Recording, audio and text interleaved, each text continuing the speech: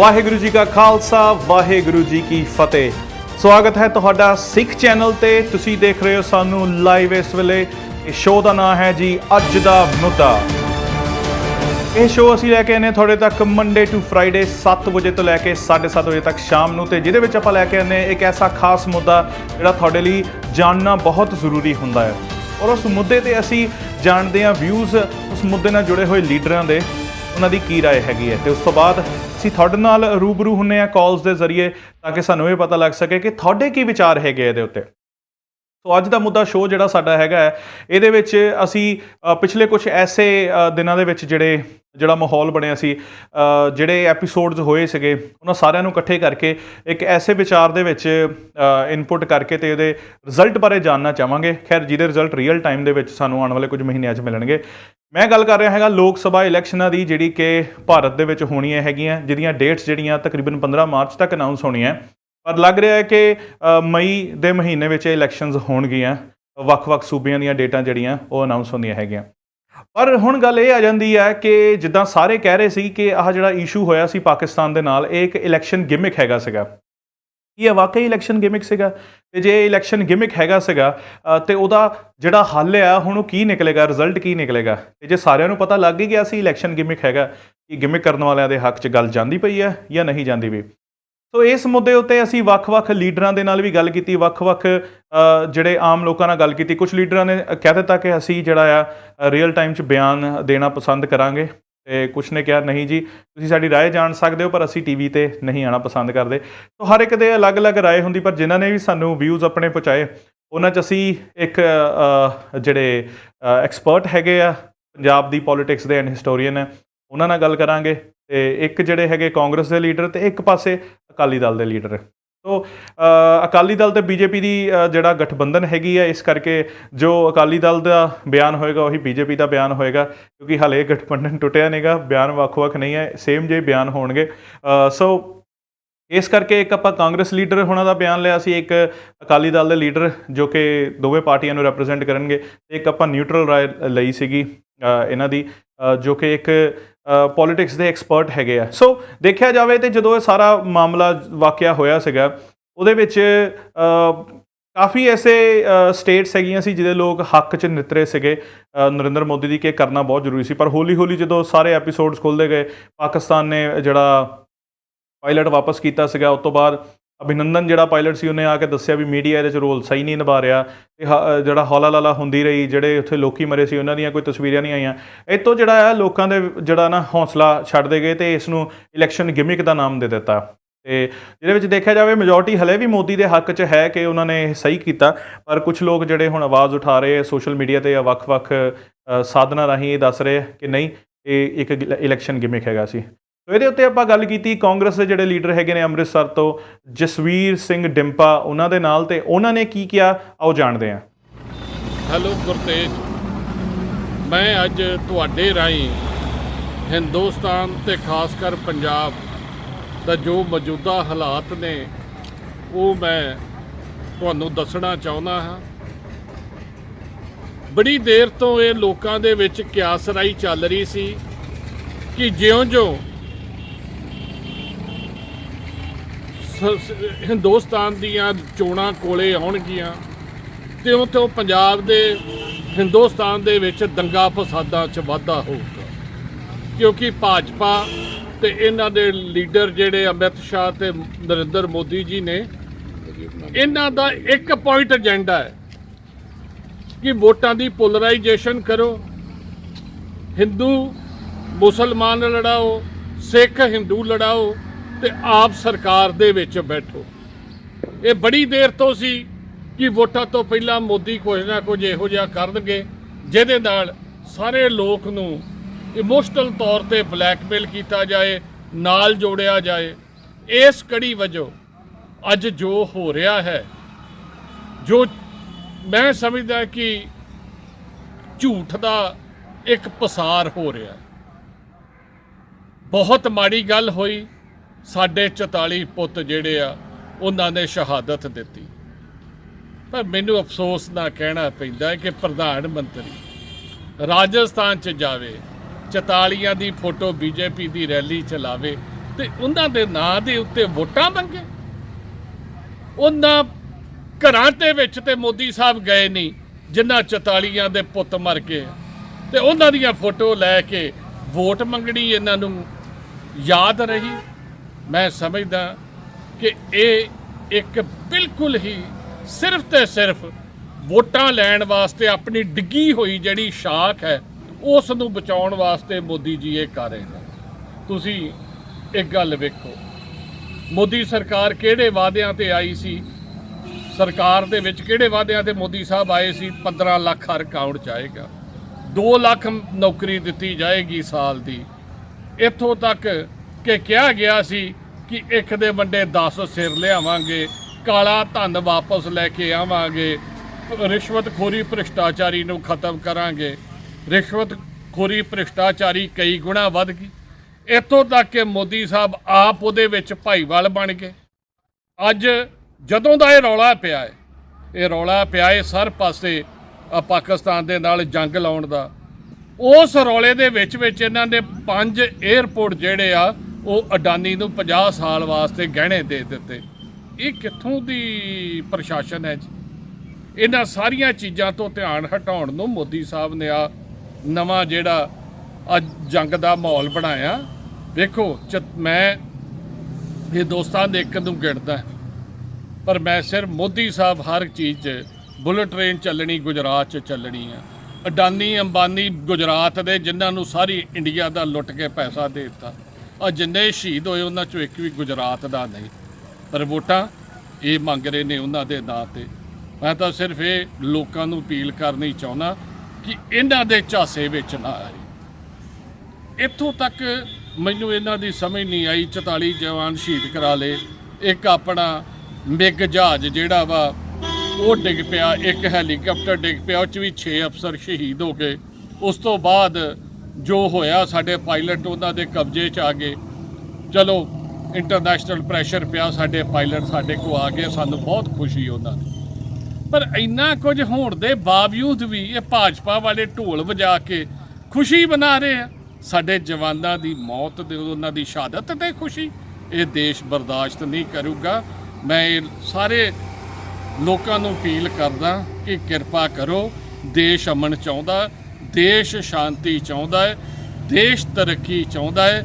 ਸਾਡੇ ਦੇਸ਼ ਨੂੰ, ਸਾਡੇ ਪੰਜਾਬ ਨੂੰ ਹੱਸਦਾ ਵਸਦਾ ਰਹਿਣ ਦਿਓ, ਖੁਸ਼ਹਾਲ ਰਹਿਣ ਦਿਓ। ਸਾਡੇ ਲੋਕ ਜਿਹੜੇ ਬਾਰਡਰ ਦੇ ਉੱਤੇ ਨੇ, ਅਸੀਂ 47 ਦਾ ਸੰਤਾਪ ਭੋਗਿਆ, ਅਸੀਂ 65 ਦੀ ਲੜਾਈ ਭੋਗੀ, ਅਸੀਂ 71 ਦੀ ਲੜਾਈ ਭੋਗੀ, ਅਸੀਂ 22 ਸਾਲ ਅੱਤਵਾਦ ਭੋਗਿਆ। ਹੁਣ ਸਾਡੇ ਵਿੱਚ ਹਿੰਮਤ ਹੈ ਨਹੀਂ ਕਿ ਅਸੀਂ ਇੱਕ ਵਾਰ ਫੇਰ ਆਪਣਾ ਜਾੜਾ ਕਰਾਈਏ, ਇੱਕ ਵਾਰ ਫੇਰ ਆਪਣੇ ਪੁੱਤ ਮਰਾਈਏ, ਇੱਕ ਵਾਰ ਫੇਰ ਉਜੜੀਏ। ਸਾਨੂੰ ਮੋਦੀ ਸਾਹਿਬ ਬਖਸ਼ ਦਿਓ, ਇਹ ਵੋਟਾਂ ਦੇ ਚੱਕਰ ਦੇ ਵਿੱਚ ਲੋਕਾਂ ਦਾ ਕਚੁੰਬਰ ਨਾ ਕੱਢੋ। Thank you. ਤੋ ਇਹ ਸਨ ਜਸਵੀਰ ਸਿੰਘ ਡਿੰਪਾ ਜੋ ਕਿ ਅੰਮ੍ਰਿਤਸਰ ਤੋਂ ਲੀਡਰ ਹੈਗੇ ਨੇ ਕਾਂਗਰਸ ਦੇ, ਔਰ ਇਹਨਾਂ ਨੇ ਸਿੱਧੇ ਤੌਰ 'ਤੇ ਜਿਹੜਾ ਆ ਉਹ ਅਪੋਜ਼ ਕੀਤਾ ਹੈਗਾ ਇਸ ਸਾਰੀ ਚੀਜ਼ ਨੂੰ, ਔਰ ਬੀਜੇਪੀ ਦੇ ਲੀਡਰ ਔਰ ਮੋਦੀ ਨੂੰ ਖਰੇ ਖਰੇ ਸ਼ਬਦਾਂ ਦੇ ਵਿੱਚ ਸੁਣਾਈਆਂ ਹੈਗੀਆਂ ਇਹ ਸਾਰੀਆਂ ਗੱਲਾਂ।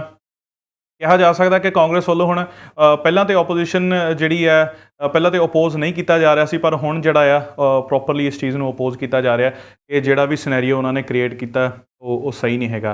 ਸੋ ਇਸ ਦੇ ਉੱਤੇ ਜਿਹੜਾ ਆ ਅਸੀਂ ਗੱਲ ਕੀਤੀ ਹੁਣ ਓਪੋਜੀਸ਼ਨ ਪਾਰਟੀ ਦੇ ਇੱਕ ਲੀਡਰ ਦੇ ਨਾਲ ਜੋ ਕਿ ਅਕਾਲੀ ਦਲ ਦੇ ਹੈਗੇ ਸੀਗੇ ਲੀਡਰ।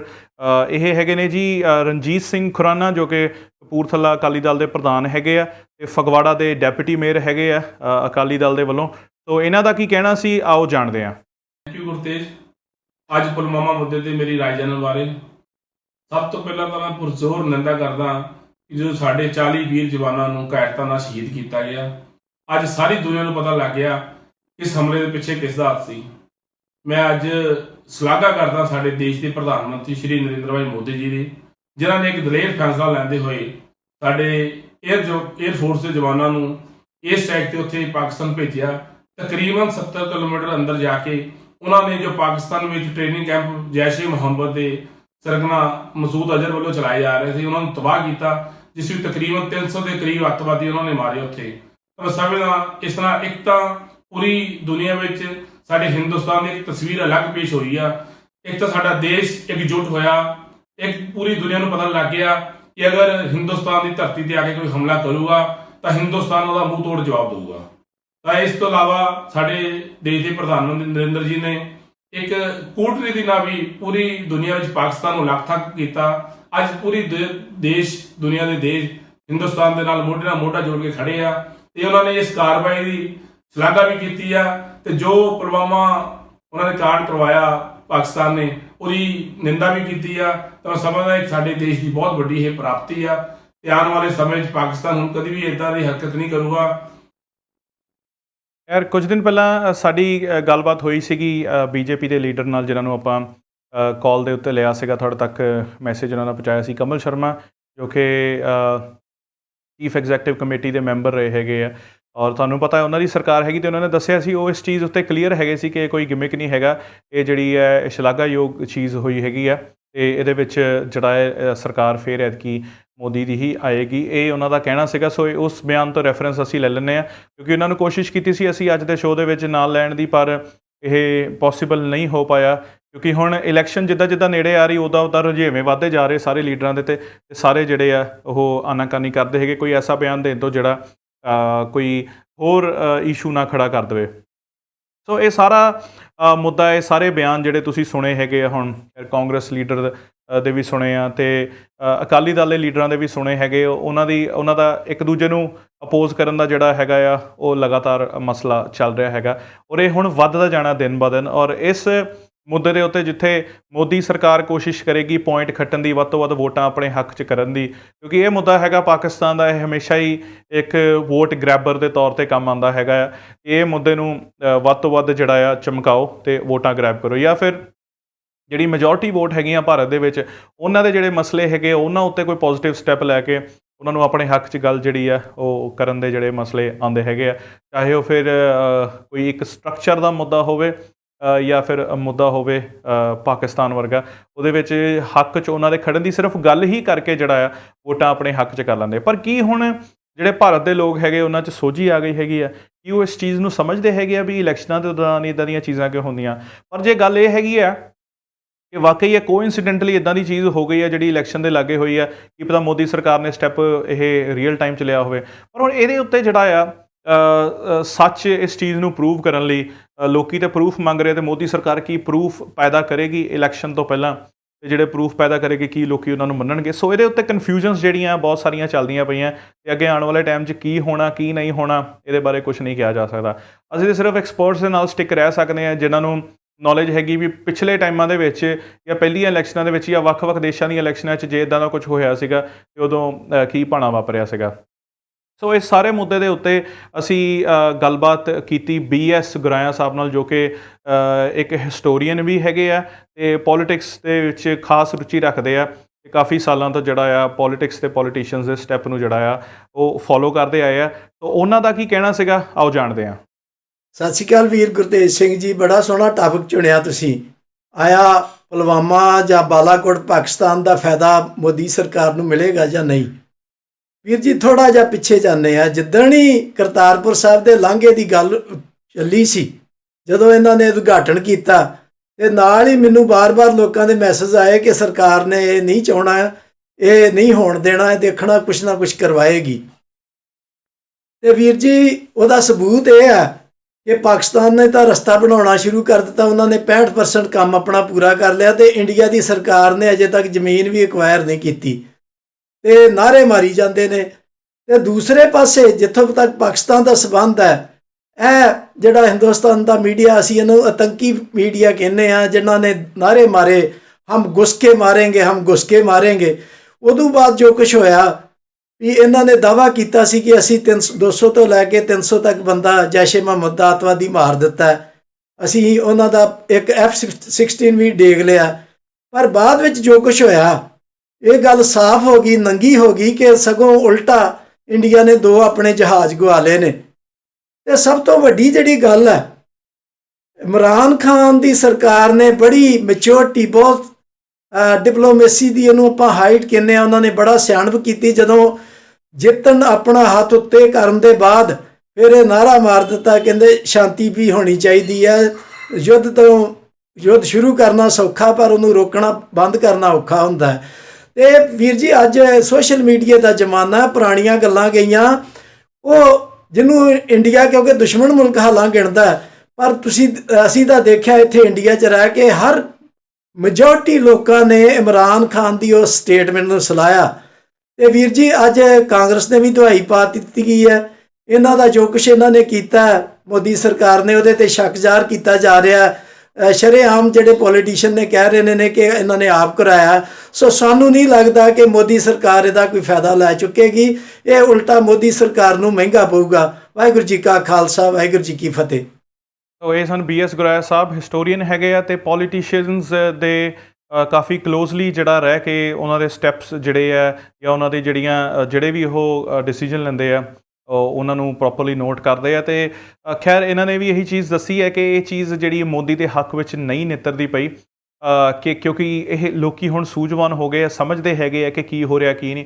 ਔਰ ਮੈਨੂੰ ਲੱਗਦਾ ਹੈ ਕਿ ਇਹ ਕਿੰਨਾ ਕੁਛ ਜਿਹੜਾ ਵਾਪਰਿਆ ਹੈਗਾ ਆ, ਜਾਂ ਲੋਕਲ ਵੀ ਆਪਾਂ ਜੇ ਗੱਲ ਕਰੀਏ, ਪੰਜਾਬ ਦੇ ਇਲੈਕਸ਼ਨਾਂ ਦੀ ਵੀ ਗੱਲ ਕਰੀਏ, ਤੇ ਉਹਦੇ ਵਿੱਚ ਵੀ ਜਿੱਦਾਂ ਗਵਰਨਮੈਂਟ ਦੇ ਵਿੱਚ ਆਉਣ ਲਈ ਕੈਪਟਨ ਸਾਹਿਬ ਨੇ ਕਈ ਵਾਅਦੇ ਕੀਤੇ ਸੀਗੇ, ਉਹ ਵੀ ਚੀਜ਼ਾਂ ਹੁਣ ਸਾਹਮਣੇ ਉੱਭਰਨੀਆਂ ਸ਼ੁਰੂ ਹੋ ਗਈਆਂ, ਕਿਉਂਕਿ ਇਹ ਆਪੋਜੀਸ਼ਨ ਪਾਰਟੀ ਨੇ ਤਾਂ ਹੁਣ ਆਪਸ 'ਚ ਇੱਕ ਦੂਜੇ ਦੇ ਉੱਤੇ ਇਲਜ਼ਾਮ ਲਾਉਣੇ ਹੀ ਹੈਗੇ ਆ ਤੇ ਵੋਟਾਂ ਮੈਕਸਿਮਮ ਆਪਣੇ ਵੱਲ ਖਿੱਚਣ ਦੀ ਕੋਸ਼ਿਸ਼ ਕਰਨੀ ਹੈਗੀ ਆ।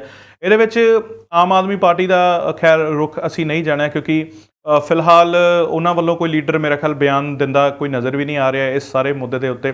ਲਾਸਟ ਟਾਈਮ ਜਦੋਂ ਬਿਆਨ ਦਿੱਤਾ ਸੀਗਾ ਕੇਜਰੀਵਾਲ ਨੇ, ਲਾਸਟ ਟਾਈਮ ਦੀ ਸਰਜੀਕਲ ਸਟ੍ਰਾਈਕ 'ਤੇ, ਕਿ ਮੋਦੀ ਸਾਹਿਬ ਜੇ ਆਹ ਚੀਜ਼ ਤੁਸੀਂ ਕੀਤੀ ਹੈਗੀ ਆ ਅਤੇ ਇਹਦੇ ਉੱਤੇ ਸਾਨੂੰ ਪ੍ਰੂਫ ਵੀ ਦਿਓ, ਅਤੇ ਉਹਦੇ ਉੱਤੇ ਉਹਨਾਂ ਦੀ ਜਿਹੜੀ ਆ ਕਾਫੀ ਨਿਖੇਧੀ ਹੋਈ ਸੀਗੀ। ਪਰ ਹੁਣ ਕਾਂਗਰਸ ਜਿਹੜੀ ਆ ਉਹ ਪ੍ਰੋਪਰਲੀ ਸਾਹਮਣੇ ਆ ਕੇ ਇਸ ਚੀਜ਼ ਉੱਤੇ ਗੱਲਬਾਤ ਕਰ ਰਹੀ ਹੈਗੀ ਹੈ ਅਤੇ ਇਸ ਚੀਜ਼ ਉੱਤੇ ਜਿਹੜਾ ਅਪੋਜ਼ ਕਰ ਰਹੀ ਹੈਗੀ ਆ। ਇਹ ਜੇ ਇਲੈਕਸ਼ਨ ਗਿਮਿਕ ਸੀਗਾ, ਸਾਰਾ ਕੁਛ ਇਹ ਪਲੈਨਡ ਸੀਗਾ, ਇਹ ਸਾਰਾ ਕੁਛ ਸੈਟਅਪ ਸੀਗਾ, ਅਤੇ ਸਾਨੂੰ ਜਿਹੜੀ ਹੈ ਗੌਰਮੈਂਟ ਨਹੀਂ ਚਾਹੀਦੀ ਹੈਗੀ। ਖੈਰ ਪਤਾ ਤਾਂ ਸਾਰਾ ਕੁਛ ਉਦੋਂ ਲੱਗੇਗਾ ਜਦੋਂ ਇਲੈਕਸ਼ਨਸ ਦੇ ਦੌਰਾਨ ਵੋਟਾਂ ਪੈਣਗੀਆਂ। ਔਰ ਦੇਖਿਆ ਜਾਂਦਾ ਹੈਗਾ ਕਿ ਪੰਜਾਬ ਦੇ ਲੋਕ ਜਿਹੜੇ ਹੈਗੇ ਹਮੇਸ਼ਾ ਸੈਂਟਰ ਗੌਰਮੈਂਟ ਦੇ ਉਲਟ ਵੋਟ ਪਾਉਂਦੇ ਆ।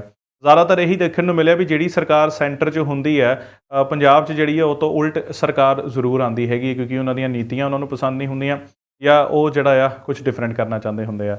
ਐਤਕੀ ਜਿਹੜੀ BJP ਦੀ ਸਰਕਾਰ ਸੈਂਟਰ ਗੌਰਮੈਂਟ 'ਚ ਆਈ, ਉਹ 'ਚ ਵੀ ਕੁਛ ਇੱਦਾਂ ਹੀ ਦੇਖਣ ਨੂੰ ਮਿਲਿਆ ਵੀ ਵੋਟਾਂ ਦੀ ਜਿਹੜੀ ਗਿਣਤੀ ਉਹ ਘੱਟ ਸੀਗੀ ਪੰਜਾਬ ਵਾਲੇ ਪਾਸਿਓਂ।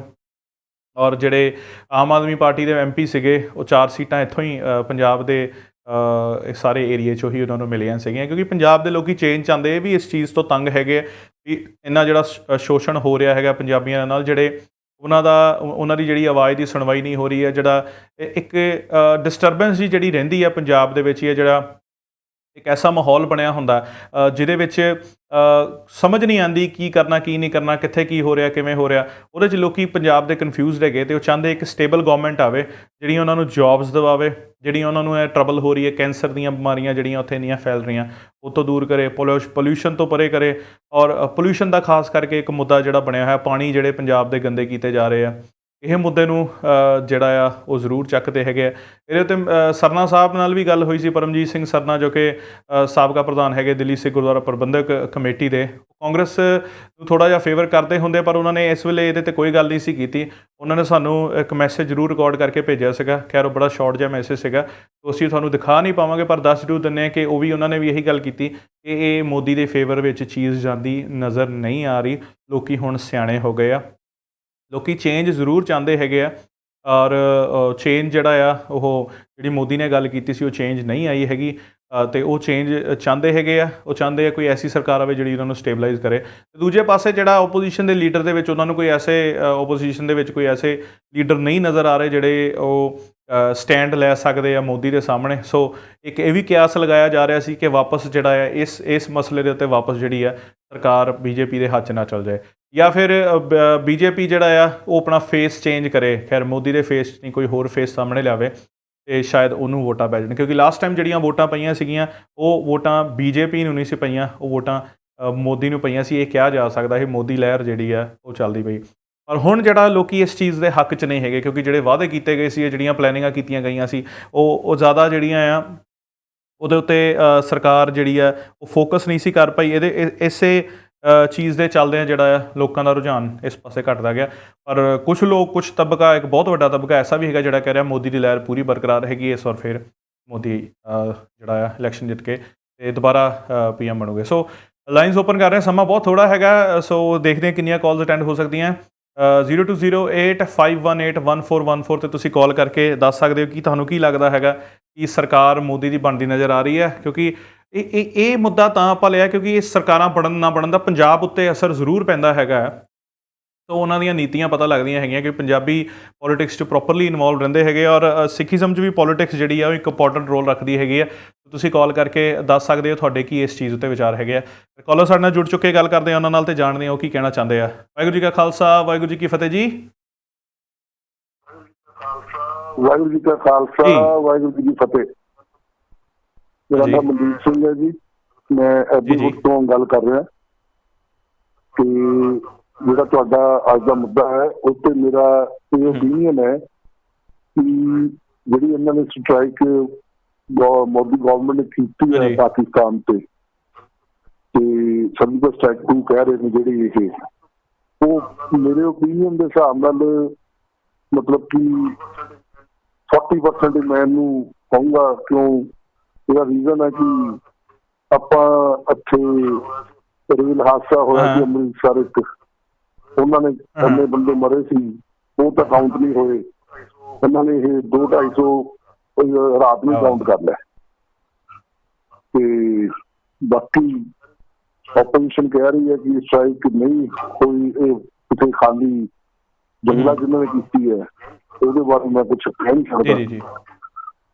ਬਾਕੀ ਸਾਡੇ ਇੱਥੇ ਜਿੱਦਾਂ ਓਪੀਨੀਅਨ ਸਾਡੇ ਇਹੀ ਹੈ ਕਿ ਮਤਲਬ ਕਿ 50-50 ਕਹਿ ਸਕਦੇ ਆਪਾਂ। ਇਹੀ ਗੱਲ ਗੌਰਮੈਂਟ ਇੰਡੀਆ ਦੇ ਵਿੱਚ ਮੋਦੀ ਗੌਰਮੈਂਟ ਆਉਣ ਦੀ, ਉਹਦੇ ਵਿੱਚ ਮੈਨੂੰ ਲੱਗ ਰਿਹਾ ਕਿ ਗੌਰਮੈਂਟ ਜਿਹੜੀ ਇਸ ਵਾਰੀ ਬਣੀ ਹੈ ਇੰਡੀਆ ਦੇ ਵਿੱਚ, ਉਹ ਗਠਬੰਧਨ ਦੀ ਸਰਕਾਰ ਬਣੇਗੀ। ਲਾਸਟ ਟਾਈਮ 2014 ਚ ਦਾ ਫੁੱਲ ਵੇਵ ਮੋਦੀ ਦੀ ਸੀਗੀ ਤੇ ਬਹੁਮਤ ਸਰਕਾਰ ਆਈ ਸੀ, ਤੇ ਉਹ ਹੁਣ ਲੈਂਡਸਲਾਈਡ ਵਿਕਟਰੀ ਲੱਗ ਰਹੀ ਹੈ। ਤੇ ਬਾਕੀ ਦੇਖੋ ਕੀ ਹੁੰਦਾ, ਉਹ ਵਾਲੀ ਗੱਲ ਨਹੀਂ ਹੈ ਜੋ ਪਹਿਲਾਂ ਸੀਗੀ, ਕਿਉਂਕਿ ਲਾਸਟ 5 years ਜੋ ਮੋਦੀ ਗਵਰਨਮੈਂਟ ਤੋਂ ਲੋਕਾਂ ਨੂੰ ਮਿਲਦਾ ਸੀ ਉਹ ਪੂਰੀਆਂ ਨਹੀਂ ਹੋਈਆਂ ਵੀ ਹੋਣਗੀਆਂ। ਕੁਛ ਮੈਂ ਇਹ ਨਹੀਂ ਕਹਿੰਦਾ ਕਿ ਸਾਰੀਆਂ ਨਹੀਂ, ਕੁਛ ਹੋਈਆਂ ਵੀ ਹੋਣਗੀਆਂ, ਪਰ ਉਸ ਓਪੀਨੀਅਨ ਦੇ ਹਿਸਾਬ ਨਾਲ ਮੈਨੂੰ ਲੱਗ ਰਿਹਾ ਕਿ ਫੁੱਲ ਵੇਵ ਐਤਕੀ ਮੋਦੀ ਦੀ ਨਹੀਂ ਹੈ, ਗੌਰਮੈਂਟ ਜਿਹੜੀ ਹੈ ਗਠਬੰਧਨ ਦੀ ਸਰਕਾਰ ਆਉਣ ਦੀ ਚਾਂਸ ਨੇ। ਥੈਂਕ ਯੂ ਜੀ, ਬਹੁਤ ਬਹੁਤ ਧੰਨਵਾਦ ਤੁਹਾਡਾ ਇਹ ਤੁਹਾਡੇ ਵਿਚਾਰਾਂ ਵਾਸਤੇ। ਸੋ ਇਹਨਾਂ ਦਾ ਕਹਿਣਾ ਇਹ ਹੈਗਾ ਸੀ ਕਿ 50-50 ਜਿਹੜੀ ਆ ਉਹ ਗੱਲਬਾਤ ਲੱਗ ਰਹੀ ਹੈਗੀ ਆ, ਅਤੇ ਮੋਦੀ ਦੀ ਸਰਕਾਰ ਆਉਂਦੀ ਜਿਹੜੀ ਆ ਉਹ ਡਾਇਰੈਕਟ ਜਿਹੜੀ ਲੈਂਡਸਲਾਈਡ ਵਿਕਟਰੀ ਹੈਗੀ ਆ ਉਹਦੇ ਚਾਂਸਿਸ ਜਿਹੜੇ ਆ ਉਹ ਘੱਟ ਬਣਦੇ ਪਏ ਆ ਜਾਂ ਨਾ ਦੇ ਬਰਾਬਰ ਹੈਗੇ ਆ। ਸੋ ਹੋ ਸਕਦਾ ਕਿ ਗਠਬੰਧਨ ਦੀ ਸਰਕਾਰ ਹੋਵੇ। ਦੂਜੇ ਪਾਸੇ ਜੇ ਮੋਦੀ ਹੋਣਾ ਦੀ ਇਕੱਲਿਆਂ ਦੀ ਗੱਲ ਕਰੀਏ ਤੇ ਨਾਲ ਇਹਨਾਂ ਦੇ ਕੋਈ ਪਾਰਟੀ ਜਿਹੜੀ ਆ ਉਹ ਫਿਲਹਾਲ ਤੇ ਕੋਈ ਰਲਦੀ ਨਜ਼ਰ ਨਹੀਂ ਆ ਰਹੀ, ਕਿਉਂਕਿ ਗਠਬੰਧਨ ਲਈ ਦੇਖ ਹੀ ਨਹੀਂ ਰਹੇ। ਤੇ ਜੇ ਆਉਣ ਵਾਲੇ ਟਾਈਮ 'ਚ ਇੱਦਾਂ ਦੀ ਕੋਈ ਗੱਲ ਹੁੰਦੀ ਹੈ, ਸੀਟਾਂ ਘੱਟ ਮਿਲਦੀਆਂ, ਗਠਬੰਧਨ ਵਾਲਾ ਸਿਨੈਰੀਓ ਹੁੰਦਾ ਜੋੜ ਤੋੜ ਵਾਲਾ, ਜਦੋਂ ਮੌਕੇ 'ਤੇ ਬਹੁਤ ਸਾਰੀਆਂ ਪਾਰਟੀਆਂ ਇੱਧਰੋਂ ਦੀ ਟੁੱਟ ਕੇ ਉੱਧਰ ਚੱਲ ਜਾਂਦੀਆਂ ਹੁੰਦੀਆਂ, ਇਹਦੀ ਸੰਭਾਵਨਾ ਜਿਹੜੀ ਆ ਹੁੰਦੀ ਹੈਗੀ ਹੈ, ਕਿਉਂਕਿ ਇਹ ਪੋਲੀਟਿਕਸ ਹੈਗੀ ਹੈ ਅਤੇ ਇਹਦੇ 'ਚ ਸਾਰਾ ਕੁਛ ਹੀ ਪੋਸੀਬਲ ਹੁੰਦਾ ਹੈਗਾ। ਸੋ ਸਮਾਂ ਹੁਣ ਹੋਰ ਇਜਾਜ਼ਤ ਨਹੀਂ ਦਿੰਦਾ। ਇਹ ਕਾਲਰ ਸਾਹਿਬ ਜਿਹੜੇ ਆ ਇਹਨਾਂ ਨੇ ਸਾਡੇ ਨਾਲ ਗੱਲਬਾਤ ਕੀਤੀ ਅਤੇ ਦੱਸਿਆ ਇਹ ਵਿਚਾਰ ਹੈਗਾ। ਜਾਂਦੇ ਜਾਂਦੇ ਸਾਰਾ ਓਵਰਵਿਊ ਦੇ ਦਈਏ। ਕਾਂਗਰਸ ਦਾ ਸਾਫ਼ ਇਹ ਕਹਿਣਾ ਹੈਗਾ ਕਿ ਇਹ ਗਿਮਿਕ ਹੈਗਾ ਸੀਗਾ, ਇਹਦੇ ਵਿੱਚ ਜਿਹੜਾ ਆ ਸੱਚਾਈ ਘੱਟ ਹੈਗੀ, ਝੂਠ ਜ਼ਿਆਦਾ, ਅਤੇ ਇਲੈਕਸ਼ਨ ਗਿਮਿਕ ਸੀਗਾ। ਇਲੈਕਸ਼ਨ ਜਿੱਤਣ ਵਾਸਤੇ ਇੱਕ ਐਸਾ ਸਟੈਪ ਹੈਗਾ ਸੀ ਜਿਹੜਾ ਰੋਂਗ ਹੋ ਗਿਆ। ਜਿੱਥੇ ਪਾਸੇ ਜਿਹੜਾ ਬੀਜੇਪੀ ਹੈ, ਬੀਜੇਪੀ ਦਾ ਕਹਿਣਾ ਨਹੀਂ ਜੀ ਇਹ ਬਿਲਕੁਲ ਗੱਲ ਸਹੀ ਹੈਗੀ ਹੈ, ਕੋਈ ਇਲੈਕਸ਼ਨ ਗਿਮਿਕ ਨਹੀਂ ਸੀਗਾ, ਇਹ ਸਟੈਪ ਲਿਆ ਗਿਆ ਪ੍ਰੋਪਰਲੀ ਅੱਤਵਾਦ 'ਤੇ ਜਿਹੜਾ ਨੱਥ ਪਾਉਣ ਲਈ। ਜਿਹੜੀ ਬੀਜੇਪੀ ਦੀ ਗਠਬੰਧਨ ਜਿਹੜੀ ਹੈਗੀ ਆ ਸਰਕਾਰ ਦੇ ਵਿੱਚ, ਜਿਹੜੀ ਇਲੈਕਸ਼ਨ ਲੜਦੀ ਹੈਗੀ ਆ, ਅਕਾਲੀ ਦਲ ਦੀ ਜਿਹੜੀ ਫਿਲਹਾਲ ਗਵਰਨਮੈਂਟ ਤਾਂ ਨਹੀਂ ਹੈਗੀ, ਓਪੋਜੀਸ਼ਨ ਹੈਗੀ ਹੈ ਪੰਜਾਬ ਦੇ ਵਿੱਚ, ਕਾਂਗਰਸ ਦੇ ਵਿਰੁੱਧ ਓਪੋਜੀਸ਼ਨ ਹੈਗੀ ਹੈ। ਸੋ ਉਹ ਕਹਿ ਰਹੇ ਆ, ਉਹ ਪੂਰਾ ਬੀਜੇਪੀ ਦਾ ਸਾਥ ਦੇ ਰਹੇ, ਉਹ ਕਹਿ ਰਹੇ ਨਹੀਂ ਇਹਦੇ ਵਿੱਚ ਜਿਹੜਾ ਕੋਈ ਝੂਠ ਨਹੀਂ ਹੈਗਾ, ਇਹ ਸਾਰੀ ਸੱਚ ਹੈਗੀ ਹੈ ਗੱਲ। ਅਤੇ ਜੇ ਆਪਾਂ ਗੱਲ ਕਰੀਏ ਜਿਹੜੇ ਐਨਾਲਿਸਟ ਹੈਗੇ ਆ, ਉਹ ਪੋਲੀਟੀਕਲ ਐਨਾਲਿਸਟ, ਉਹਨਾਂ ਦਾ ਕਹਿਣਾ ਇਹ ਹੈਗਾ ਕਿ ਇਹ ਇੱਕ ਗਿਮਿਕ ਹੀ ਹੈਗਾ ਆ, ਇਹ ਜਿਹੜਾ ਆ ਗਿਮਿਕ ਆਊਟ ਆਫ ਹੈਂਡ ਹੋ ਗਿਆ ਉਹਨਾਂ ਦੇ, ਇਹਨਾਂ ਕੋਲ ਮੈਨੇਜ ਨਹੀਂ ਹੋ ਪਾਇਆ ਪ੍ਰੋਪਰਲੀ, ਇਹ ਚੀਜ਼ ਜਿਹੜੀ ਆ ਉਹ ਸੈਟਅਪ ਨਹੀਂ ਹੋ ਪਾਈ, ਤਾਂ ਕਰਕੇ ਇਹ ਜਿਹੜਾ ਹੁਣ ਯੂਥ ਜਿਹੜਾ ਆ ਇਸ ਚੀਜ਼ ਦੇ ਨਾਲ ਸਟੈਂਡ ਨਹੀਂ ਕਰਦਾ ਹੈਗਾ। ਤੋ ਇਹ ਸੀਗਾ ਅੱਜ ਦਾ ਮੁੱਦਾ, ਔਰ ਅੱਜ ਦੇ ਸ਼ੋਅ ਤੁਹਾਨੂੰ ਕਿੱਦਾਂ ਦਾ ਲੱਗਿਆ, ਔਰ ਅੱਗੇ ਜਿਹੜੇ ਆਪਾਂ ਸ਼ੋਅ ਕੀਤੇ ਆ ਉਹ ਤੁਹਾਨੂੰ ਕਿੱਦਾਂ ਦੇ ਲੱਗੇ। ਸਾਰੇ ਟੌਪਿਕਸ ਦੇ ਉੱਤੇ ਤੁਸੀਂ ਸਾਨੂੰ ਜਿਹੜਾ ਆ ਮੈਸੇਜ ਵੀ ਛੱਡ ਸਕਦੇ ਹੋ, ਕਾਲ ਕਰ ਸਕਦੇ ਹੋ 0208 518 1414 ਦੇ ਉੱਤੇ। ਤੁਸੀਂ ਆਪਣਾ ਅੱਜ ਦੇ ਸ਼ੋਅ ਦੇ ਪ੍ਰਤੀ ਵੀ ਮੈਸੇਜ ਜਿਹੜਾ ਹੈ ਛੱਡ ਸਕਦੇ ਹੋ, ਤੁਹਾਡਾ ਕੀ ਸੋਚਣਾ ਹੈਗਾ। ਇਹ ਮੈਸੇजेस ਆਪਾਂ ਅਗਲੀ ਵਾਰ ਜ਼ਰੂਰ ਨੈਕਸਟ ਸ਼ੋਅ ਦੇ ਵਿੱਚ, ਕੱਲ੍ਹ ਦੇ ਸ਼ੋਅ ਦੇ ਵਿੱਚ ਜ਼ਰੂਰ ਦੱਸਾਂਗੇ। ਆਪਣੀ ਇਨਪੁਟ ਜ਼ਰੂਰ ਦਿਆ ਕਰੋ। ਔਰ ਅੱਜ ਦੇ ਸ਼ੋਅ ਬਾਰੇ ਇਨਪੁਟ ਜੇ ਤੁਸੀਂ ਦੇਣਾ ਚਾਹੁੰਦੇ ਹੋ ਈਮੇਲ ਰਾਹੀਂ ਤੇ info@sikhchannel.tv ਜਾਂ ਫਿਰ ilford@sikhchannel.tv ਤੇ ਤੁਸੀਂ ਜਾ ਕੇ ਆਪਣਾ ਮੈਸੇਜ ਛੱਡ ਸਕਦੇ ਹੈਗੇ ਹੋ। ਅਤੇ ਸਾਨੂੰ ਤੁਹਾਡੇ ਮੈਸੇਜ ਮਿਲਦੇ ਹੈਗੇ ਆ ਇੰਪਰੂਵਮੈਂਟ ਦੇ। ਤੁਸੀਂ ਕੋਈ ਮੈਸੇਜ ਭੇਜ ਸਕਦੇ ਹੋ ਜਾਂ ਆਪਣੀ ਇਨਪੁਟ ਦੇਣਾ ਚਾਹੁੰਦੇ ਹੋ ਉੱਤੇ ਮੈਸੇਜ ਦੇ ਸਕਦੇ ਹੋ। ਕੋਈ ਨਵਾਂ ਸ਼ੋਅ ਤੁਸੀਂ ਪਲਾਨ ਤੁਹਾਡੇ ਦਿਮਾਗ 'ਚ ਹੈਗਾ, ਕੋਈ ਆਈਡੀਆ ਹੈਗਾ, ਤੁਸੀਂ ਸਾਡੇ ਤੱਕ ਪਹੁੰਚਾ ਸਕਦੇ ਹੋ। ਅਸੀਂ ਜ਼ਰੂਰ ਉਹਦੇ 'ਤੇ ਵਰਕਆਊਟ ਕਰਾਂਗੇ ਐਂਡ ਜ਼ਰੂਰ ਤੁਹਾਡੇ ਤੱਕ ਅਸੀਂ ਪਹੁੰਚਾਂਗੇ ਤੁਹਾਡੇ ਇਸ ਮਸਲੇ ਬਾਰੇ। ਸੋ ਅੱਜ ਦਾ ਮੁੱਦਾ ਯਾਦ ਰੱਖਣਾ ਹੈ ਜੀ, 7 ਤੋਂ 7:30 ਸ਼ਾਮ ਨੂੰ 7 to 7:30 ਇਹ ਸ਼ੋਅ ਚੱਲਦਾ ਹੈਗਾ, ਮੰਡੇ ਟੂ ਫਰਾਈਡੇ। ਇੱਕ ਰੈਗੂਲਰ ਸ਼ੋਅ ਹੈਗਾ ਤੁਹਾਡੇ ਤੱਕ ਉਹ ਸਾਰੇ ਮੁੱਦੇ ਪਹੁੰਚਾਉਣ ਲਈ ਜਿਹੜੇ ਜਾਣਨੇ ਤੁਹਾਡੇ ਲਈ ਬਹੁਤ ਜ਼ਰੂਰੀ ਹੈਗੇ ਆ। ਸੋ ਅੱਜ ਦੇ ਸ਼ੋਅ 'ਚ ਇੰਨਾ ਹੀ। ਮਿਲਾਂਗੇ ਕੱਲ੍ਹ ਇੱਕ ਨਵੇਂ ਮੁੱਦੇ ਦੇ ਨਾਲ, ਨਵੀਆਂ ਗੱਲਾਂ ਬਾਤਾਂ ਦੇ ਨਾਲ, ਨਵੇਂ ਟੌਪਿਕਸ ਦੇ ਨਾਲ, ਅਤੇ ਤੁਹਾਡੀਆਂ ਨਵੀਆਂ ਸਾਂਝਾਂ ਦੇ ਨਾਲ, ਨਵੇਂ ਗੈਸਟ ਦੇ ਨਾਲ। ਤਦ ਤੱਕ ਲਈ ਮੈਨੂੰ ਦਿਓ ਇਜਾਜ਼ਤ। ਵਾਹਿਗੁਰੂ ਜੀ ਕਾ ਖਾਲਸਾ, ਵਾਹਿਗੁਰੂ ਜੀ ਕੀ